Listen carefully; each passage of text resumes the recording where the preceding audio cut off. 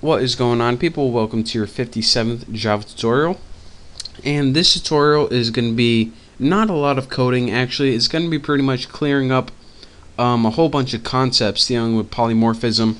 And trust me, you're going to have a better understanding of polymorphism by the end of this tutorial.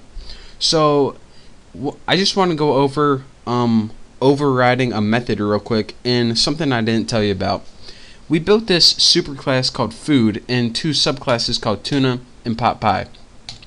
We called a method in food and we called it eat, and we overrode that method in tuna and pot pie. Each of these had an eat method that overrode it.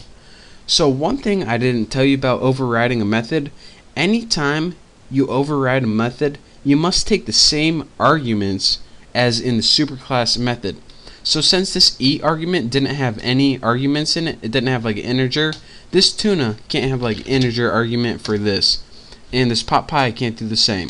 Whenever you put an argument in here, this is called overloading, and that's totally different. But again, if the main eat method doesn't take any arguments, which it doesn't, tuna and pot pie can't take any either. And also, in that same path, it has to return the same thing too. So for example, if you returned an integer in here, it would have to, if you returned an integer in the superclass, it would have to return an integer in the subclass as well. And if you're saying, alright, why do I have to do this? Why do I have to not take any arguments and return the same stuff if I'm overriding it and in essence doing a whole nother method? Well, it's so that you can have consistency, and that is just so anytime you can call the eat method in any of your other scripts, then it pretty much guarantees that you can use any of the subclasses as well. So if all of these methods take the same arguments and return the same things, then they are pretty much interchangeable, and that allows you to use a subclass in substitution anywhere you can use a superclass. So that pretty much then you know what to expect.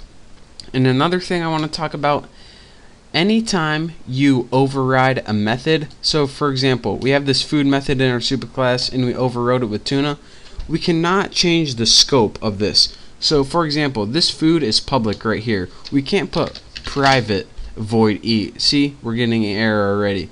This changes the visibility of it, and why would you override it with a private anyway? So, you just don't want to do that. And as I talked about, overloaded method is not the same as override. What overloaded method is, if you hear anybody talking about this, an overloaded method is a method with the same name, but it has different arguments. So for example, we can do this in I and not get an error, but this is a whole nother complete method. So if someone calls eat with a single argument, then this method is called. But for now, I just want to tell you guys that overloaded and overridden are two totally different things, so don't get them confused. So now that we got that out of the way, in essence, I pretty much just want to tell you that whenever you override a method, you have to take the same arguments and same return types. There, I said it. I just said it in like 3 minutes the other time.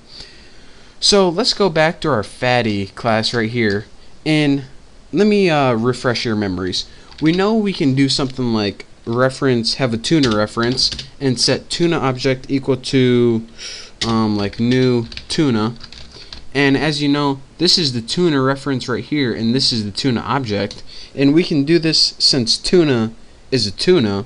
And we can also do something like food object equals new tuna, and we can do this because tuna is a food.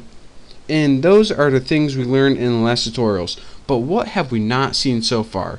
What we haven't seen so far is food object equals new food. What about that? Well, this is a problem for many reasons.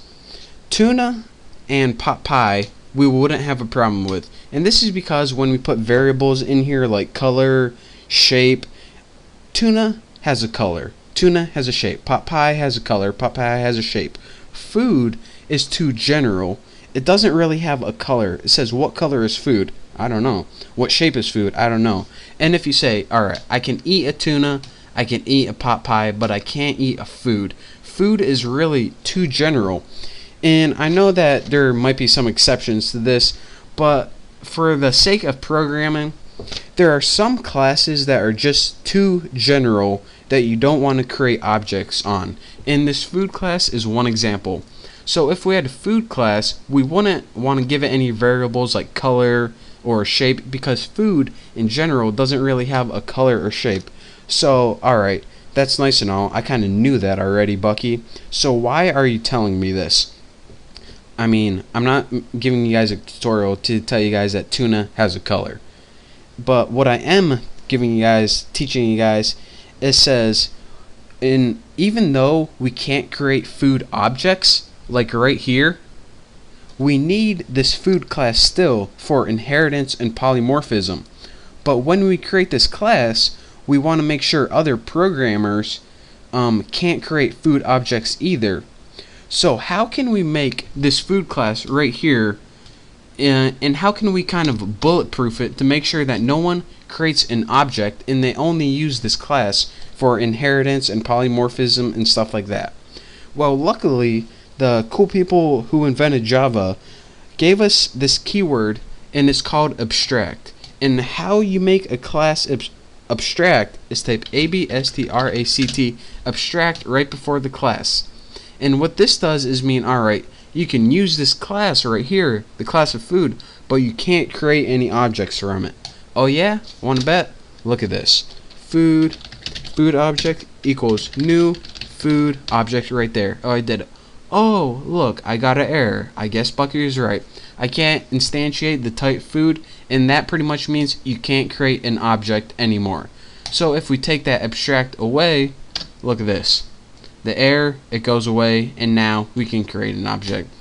So again, what abstract means is that you can't create an object from that class, but you can use that class for things such as inheritance and polymorphism and stuff like that. And that is so when you have a broad class that you only want to use for those kind of things, then it kind of bulletproofs your programming. And in the next tutorial, we're going to be going over the two different types of classes. Abstract, we went over in concrete. And I'm going to be showing you guys an example of why it is useful and also what abstract methods are.